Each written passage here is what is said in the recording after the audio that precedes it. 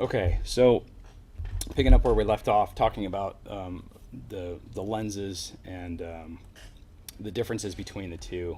The thing that you want to work with the most here right now is the focal length. We can get into a lot of these other stuff when we get into rendering, but for now, as part of layout, you want to make sure that you're messing around with the focal length. 50 to 60 is considered normal, what the normal eye, the human eye sees. So that's kind of the lens that you kind of want to be working with when you're basically close to a person or doing some kind of over the camera, over the shoulder shot or something like that. Those usually work really well. Okay. If you're doing kind of like more of a wide angle lens, obviously an 8 is ridiculous. It's very fisheye, and you're really going to be pulling in everything around you. So I usually don't go that wide if I don't need to. The most that I would probably mess around with is maybe 11 to 16, somewhere around there. I have a digital camera, DSLR, and I have 11 to 16 lens that I use. So I try to stay with the kind of the lenses that I work with, that I'm used to working with. 16 is a pretty decent wide angle lens. 200, oops, I didn't mean to do that. 200 is going to be the opposite spectrum. It's going to be very close, and what that's going to do is it's going to flatten everything. Okay, it's going to flatten the background as well as the foreground. It's going to kind of mash it onto one plane.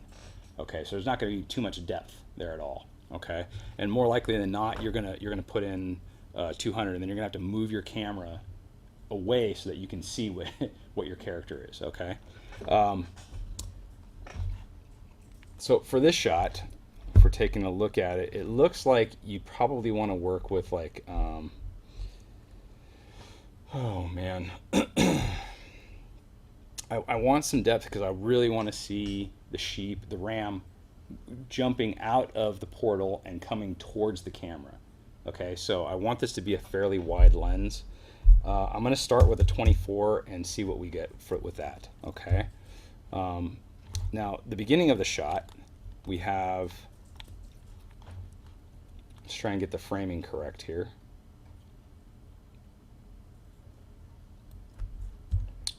Okay, so there's that.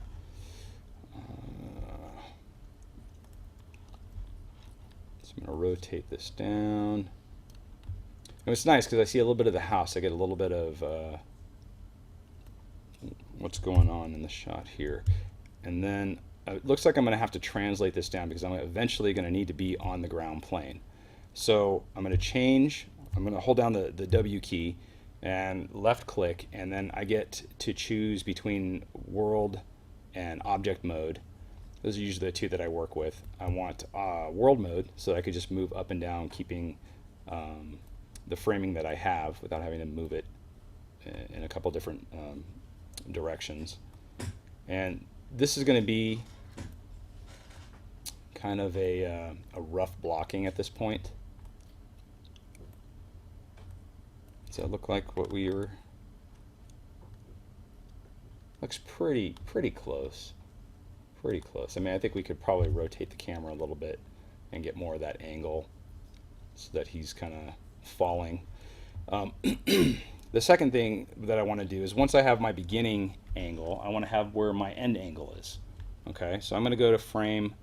I don't know. Let's just go to 105. I don't really need to go to the end just yet. I'm not there. I'll move that in a second. So my ending one, there's actually 3 parts to this this movement. So let's show that right now. Here we have him falling. We see the portal. Oops. See the portal open and the ram jumping in, and then we have this framing right here when he catches. When he lands. Okay. So this is the framing. We're pretty much on the ground, but we still have a little bit more to go because we're going to need to rotate down. So it looks like he comes right into camera, and so I want this framing, and then I want to be able to pan down to see the ram. Okay, so those are the 2 different things. One's going to be a translation, the rest of it's going to be a rotation. So let's get to that. I want to translate it down to towards the ground a little bit. Rotate.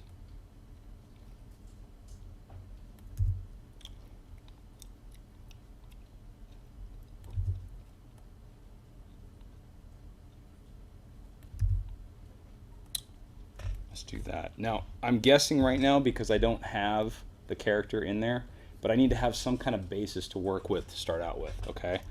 And then the last thing that I'm going to do is I'm going to add in that rotation. Okay, so there's that. That's kind of like the ending of it. Okay, so now let's get our proxies into motion here. And let's make sure that they're on the same kind of frame. So I basically have these three keys set. Where's my proxy RAM? Is this just Geo? Yeah. Whoa. Okay. Okay, so he has a con though, right? He has a control, right? Yeah. Okay. And then the rooster has one too? No, it's just a model. Oh, okay. So I am going to have this. So let's start out with the rooster since that's the first thing that we see. Oh, can you show them how to move references? This is for props. Only you wouldn't pick the actual geometry, you would pick the Geo1 locator, which right now it's not a locator, but it's a group. So you pick that. This one? Yeah. Oh, okay. Instead of moving. Oh, so brilliant. The transformations always match up. I like it even better. So I'm going to hold down the V key, which gives me my snap tool, and it snaps it to geometry. So hopefully I'll be able to get that up here. Oop, I almost had it. Almost had it. There. Okay. For actual rigs, though, you do have to move the main control, otherwise it breaks sometimes. Right. That's what the sheep is doing. So if you're moving a rig around, use the control, the main one. If you're moving a prop or something like that, use the Geo1. Technically, all props should have the same kind of setup, at least a very simple control at the root of it or wherever its rotational pivot is. But you know, we'll kind of go from there. Yeah. So I'm gonna go ahead and set a key here, and then he's gonna fall. Pick my camera, move to the next frame, and rooster should be kind of landed at this point.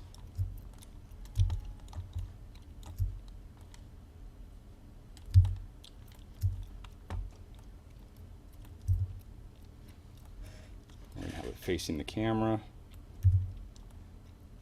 and it ends up kind of like right here. Does that make sense so far? Okay. And then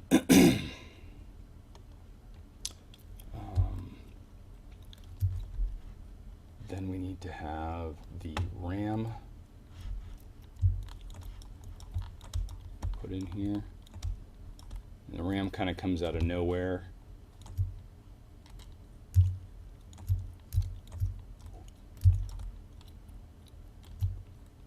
Because he's coming out of this portal. So we're going to turn him this way.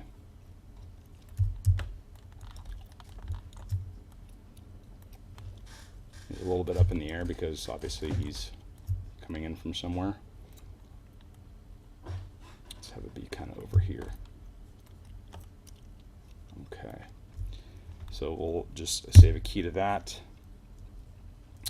Oops. Let's have him here, and then by here we'll have him on the ground. And I'm going to have him forward because he's going to be on his belly, so I'll change this to 90. Okay. And I do want him on the ground. And I want him to be right here because the rooster's supposed to be on his back. Okay? Make sense so far?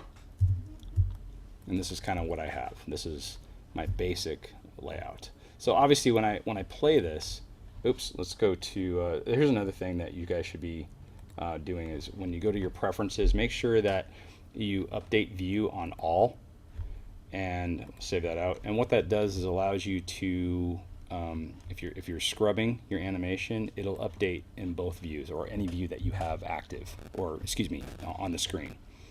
So as you can see, it's happening in both the perspective and the shot cam. Play at 24 frames per second as well, or What's that? play it at 24 frames per second? In the preferences? Yeah, Um, for the animation. Or the, oh yeah, yeah. I'm assuming that that's going to be in your script. No? No, that's a different preferences window. I can do that too. Oh, okay. I mean, if you can, that's great. Otherwise, 24 frames per second is kind of what we're looking for. Same thing with your animation settings, 24 frames. So, okay.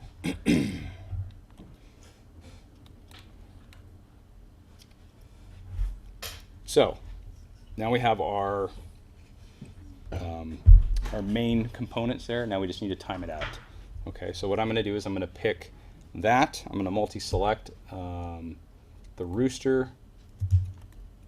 Oops. No, I want this. The rooster. I hate Max. Okay, this. Is it control? Doesn't like that.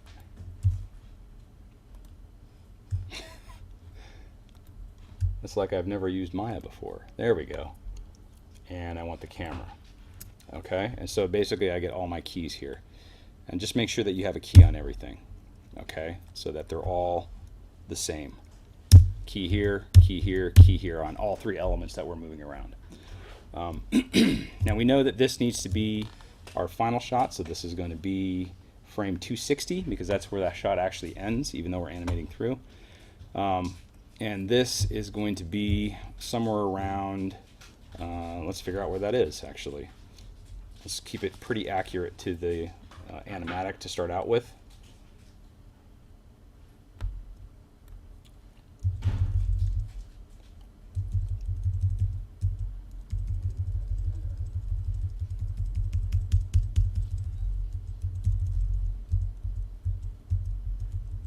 Somewhere around 60, 65.